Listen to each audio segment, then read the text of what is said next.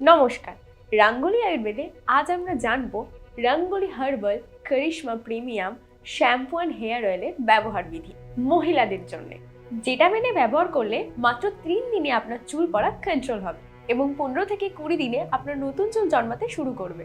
প্রথমে ঢাকনাটাকে এইভাবে ট্যাপ করে খুলে নিতে হবে। হাতের তালুতে 8 থেকে 9 ড্রপ তেল নিতে হবে। তারপর 2 হাতের তালুতে সেটাকে ছড়িয়ে নিতে হবে। এরপর চুলের উপর থেকে হাত বুলিয়ে তেলটাকে পুরো চুলে লাগাবেন। চুলের গোড়ায় সরাসরি কোনো তেল দেবেন না বা ঘষাঘষি করবেন না। চুলের উপরে হাত বুলিয়ে তেলটাকে লাগাবেন। এরপর পিছনের লম্বা চুলকে 2 ভাগে ভাগ করবেন।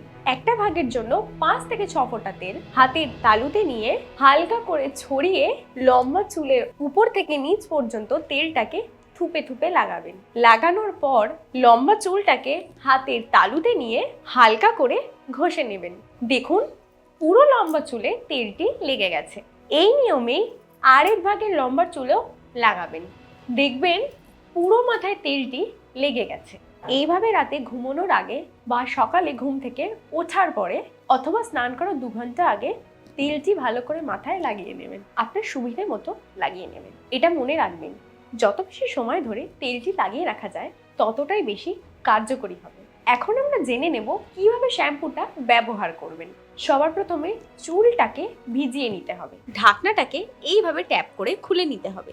এরপর হাতের তালুতে 15 থেকে 16 ফোঁটা শ্যাম্পু নিয়ে 2 হাতের তালুতে সেটাকে ছড়িয়ে নিয়ে ভেজা চুলের ওপর হাতের তালু দিয়ে থুপে থুপে লাগাতে হবে। তারপর হাতের তালু দিয়ে পুরো শ্যাম্পুটাকে মাথায় লাগিয়ে নিন। তারপর হাতের তালু দিয়ে পুরো মাথাতে শ্যাম্পুটাকে মাখিয়ে নিয়ে 2 হাতের তালু দিয়ে চুলের উপরে হালকা করে রাব করে দেবেন বা হালকা করে ঘষে নেবেন। দেখবেন পুরো মাথাটা হালকা সাবানের মতো হয়েছে। খেয়াল রাখবেন, চুলের গোড়াতে কিন্তু জোরে জোরে ঘষাঘষি করবেন না। হালকা হাতে শ্যাম্পুটিকে ব্যবহার করবেন। এরপর পিছনের লম্বা চুলকে 2 ভাগে ভাগ করবেন।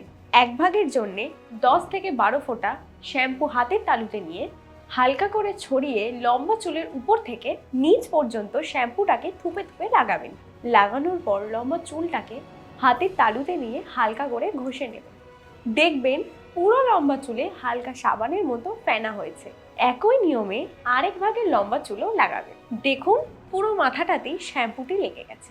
শ্যাম্পুটি লাগানোর পর আয়না দিয়ে চেক করবেন শ্যাম্পুটি পুরো মাথায় লেগেছে কি লাগেনি। এটি দেখাটা খুবই দরকার। যদি না লেগে থাকে তাহলে যে অংশটিতে লাগেনি সেইখানে 2 থেকে 3 ফোঁটা শ্যাম্পু আলাদা করে নিয়ে লাগিয়ে নিতে হবে।